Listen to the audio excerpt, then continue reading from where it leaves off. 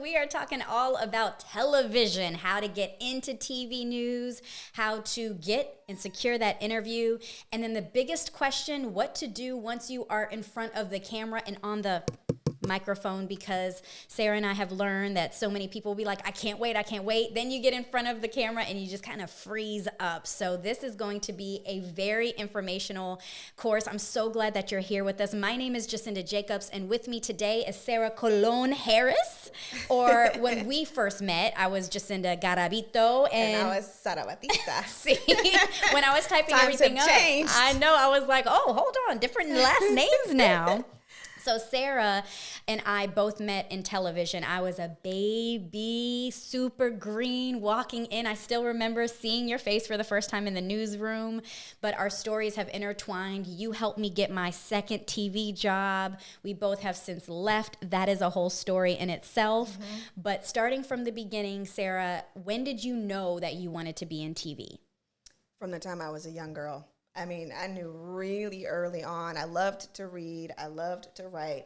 I remember my sister would come and she would videotape me with a VHS camera. I saw some of those clips. I mean, it was like 10. I was like 10 years old. And so I knew very early on that that's what I wanted to do. You had the hairbrush. I actually have a story. I call these God winks. I remember I was in church. I was I think it was like 7th or 8th grade. And we went to Central Church of God, if you're from Charlotte. But we were sitting in the pew, and my dad turned around and said, "There's Jesse Johnson." And I was like, "Oh my gosh!" And she was like a news anchor on Channel 36. Mm-hmm. And so I was like, "Jesse Johnson, Jesse." He was like, "Go talk to her." And I was like, I'm scared. I don't want to talk to her." And so I ended up going up to her, and I said, "Hi, I really want to be a reporter." And I'm sure she was thinking, everybody wants to be a reporter, like, all kids say that, whatever. And so she was like, "Well, give me a call," because, there was no cell phones, no internet back then. So she was like, "Here's my phone number." So I had to call her desk phone, and she allowed me to come to the station and get a tour of Channel 36, which is I ended up working there later, or freelancing. And I did a tour of the station, sat on the news desk, read all the teleprompter and all of that. And I think I was about in the 8th grade. And you came alive. You were like, I want this. And I knew that that's what I wanted to do. But I really do think that there are those moments along your path that are God winks that kind of help guide you. And that for sure was one for me. I mean, think about it. It was right there in church. She's a news anchor. It's what I wanted to do. It was just a different time. And not only that, she answered the phone and then said yes to teaching you and holding your hand. That doesn't happen often, but we are going to give you some tricks about that today. I got autographs that day. And they said, "Well, hey, Sarah, thanks for stopping by. We'll see you on TV one day." And, people, they were probably never thinking that was going to happen. And sure enough, a few years later, probably 10 years later, I was on television. And then how many years were you on TV? 10. 10 years. 10 years. And how many markets? Reporter. 2 markets. Mm-hmm. And then I also freelanced after that as a producer and a writer, and then also did about 1.5 years as an executive producer at a public media station. So for anyone watching who's like, I want to do what you have done, what did your journey look like of starting to walk out, getting into TV news? It was not easy. It was not easy. First note to write down, this is not going to be easy, but if this is your passion, you got to go for it. But so for me, I did 3 internships, non-paid, not paid. I also wrote for the college newspaper. So all those experiences helped me. And then when I graduated, I was like, every other week I was sending out a resume with a VHS resume tape that I had made during my internships. I had to beg the photographers to do a resume tape for me. I had to go out with the reporters and practice whatever they did. That's what I did, and put it on a resume reel. And I would send it out, go to the post office and send out a packet. I think it was cost me a couple of bucks every week. And I would send it out to all these small market TV stations around the country. And I kept getting no's. I actually almost thought about bringing it because I have a folder of the no's that I got. How powerful is that? I kept them. And I don't know why. I guess people didn't really email like that back then, but they would actually mail you a letter and say, "I'm sorry, thank you for applying, but you didn't make the cut," or whatever.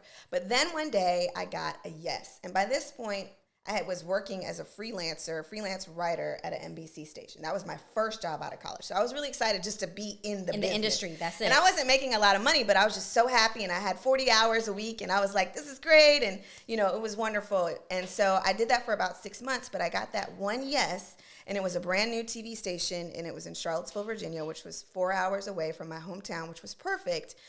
Because I didn't want to go too far, and you have to start in a small market. It was market 185. Talk about small. 185. Yeah. And it turned out to be one of the just a great time in my life, because I got to meet so many other people who had moved from all around the country. We were all very young. We all started on this market. But here's the kicker. So the difference between me and some of my colleagues was that I was a mom. So I became a mom in college and got married and went through all of that. By the time I started out, I had gotten divorced. It was a lot going on, y'all. Don't recommend it. But the thing is, because of all these things, people kept saying, it's not going to happen.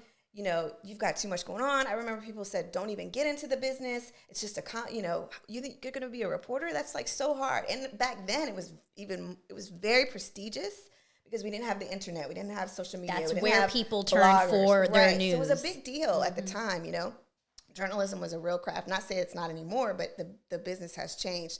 So I took my son with me to Virginia, and I was the only mom in the newsroom. And so it was different. It was an interesting time, but I sacrificed. I knew I was going to have to sacrifice, and I was willing to make the sacrifice, because I really, really believed that that's what I was meant to do at that time. Along with sacrifice, what was your salary? Out the gate it was the industry $19,000. Boy. And then we got a general manager who felt really bad for us, like the second year. How are y'all surviving? It to 25 in the second year. And then, so I was there in Charlottesville for 2 years, made some great friends. I'm still friends with them today, and they're all over the country in different roles. But I was very fortunate to be able to get a job in Charlotte. So I had tried to reach out to the news director. They didn't have any openings. I kept trying, kept sending by this point we'd upgraded to video links instead of VHS tapes. This was 2006. So between 2004 and 2006, technology was changing. And I remember he said, come on in for an interview. It was a CBS station in Charlotte, and I ended up getting the job. So I went from market 185 to like 24 in 2 years, which people had told, and I had no agent. And so in order to get to those top markets, a lot of times you have to have an agent. I was the only Latina reporter in the station, and I was the only Latina reporter, period, employee. There was nobody behind the scenes or in front of the camera. So I know for sure that somebody had a role in my journey, because when you look at it on paper, it just kind of doesn't make sense. And that's what I hope that you've already heard. I heard two strong things.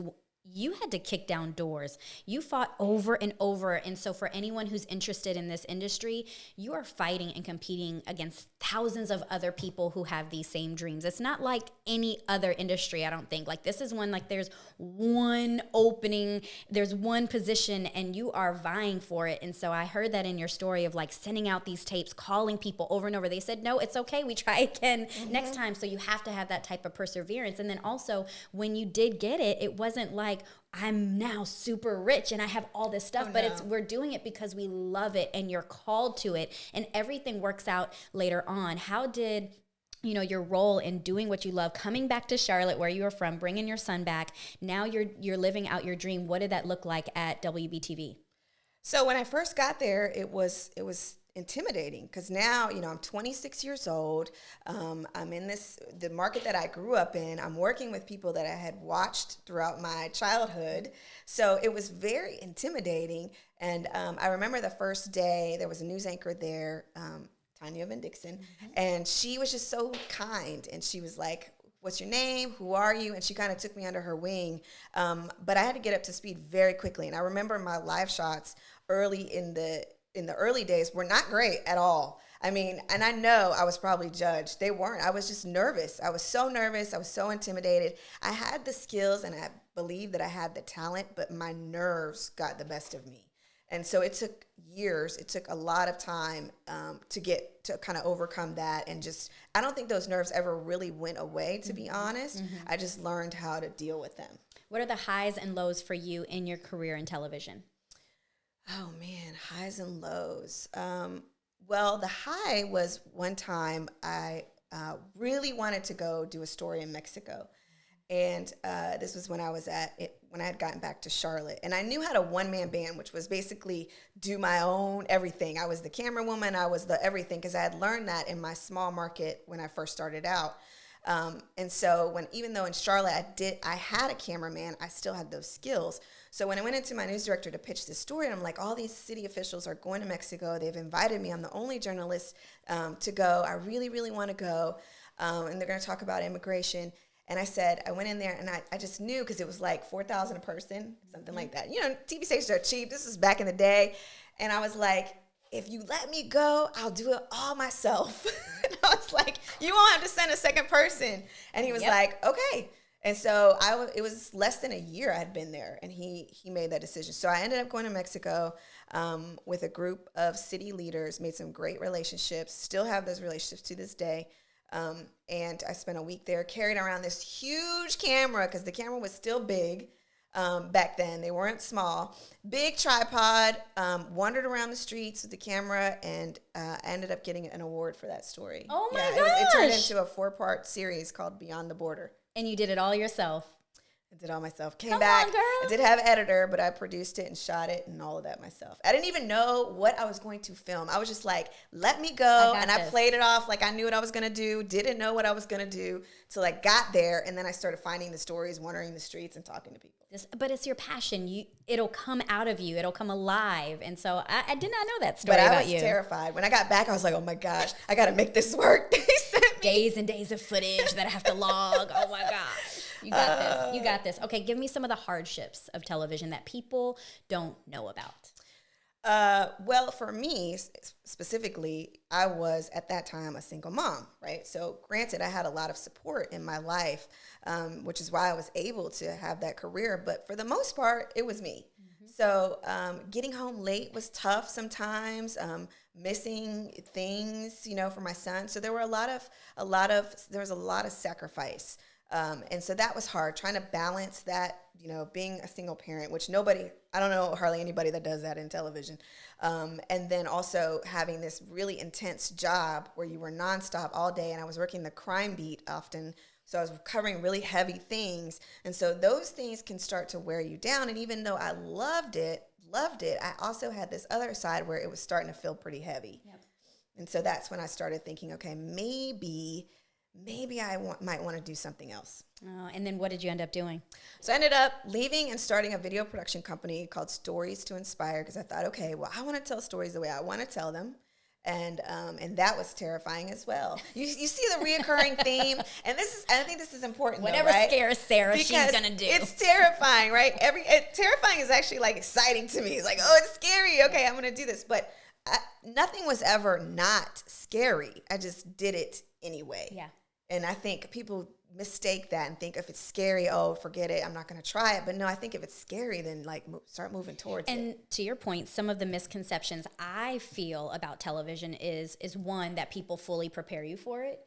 I think you can take all the schooling that you want, but at some point they're going to say, here's the opening, here's the job, and you're going to just dive in head first and be scared to death like Sarah was when she was doing that story in Mexico.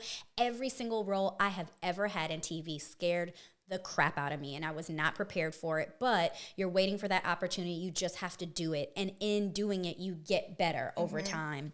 And I think the other misconception for me is that that there are actually hours to this, like work hours, and there's not. It's 24/7, and especially if you're talking about crime, that means I can kind of guesstimate that you would wake up first thing in the morning and you're already looking at all the other news channels and communication channels to find out what happened in the overnight hours that you now will need to be fully, immersed in, because that's what your full day is going to be about, and you're going to try to uncover these things. And it doesn't stop when you get off of work. You're still following everything. News is 24/7. It's 24/7, and it takes a toll. I mean, it's an amazing career, because you could be talking to the governor literally one day, you could be at a crime scene the next, and you could be covering a tornado the next, all in 1 week. And you're meeting all types of people, and people invite you into their homes. You're talking to them immediately after they've experienced trauma. So you learn so much about life. When I left, I said I felt like I had a PhD in life, because truly I had heard just about any story that you could imagine. And it just kind of opens you up, makes you have a lot of compassion for people.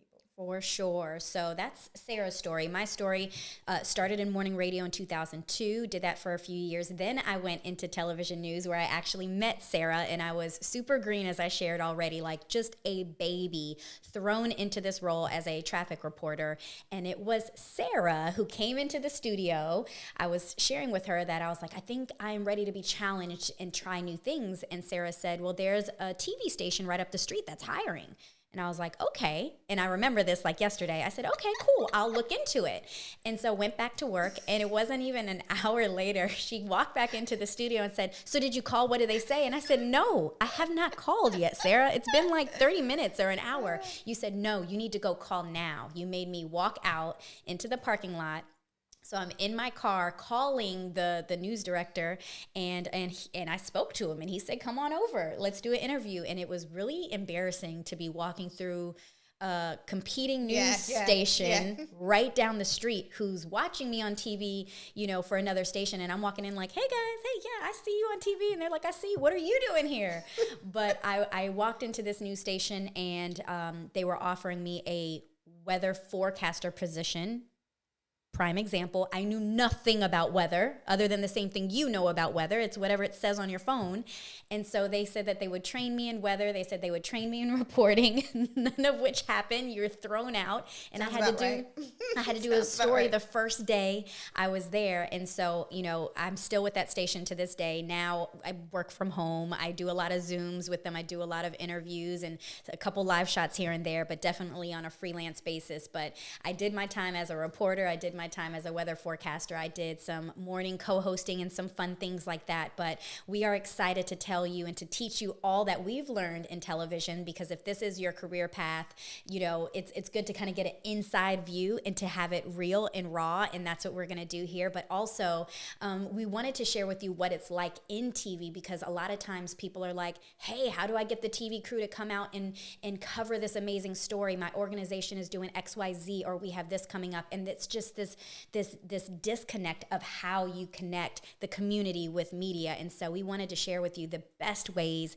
that we know how you can kick down that door to get your next interview secured on TV. And more importantly, and this is the biggest one, what to do when you're in front of the camera. Everyone always sits down and they're scared to death. I feel them shaking, and because nerves are a real thing.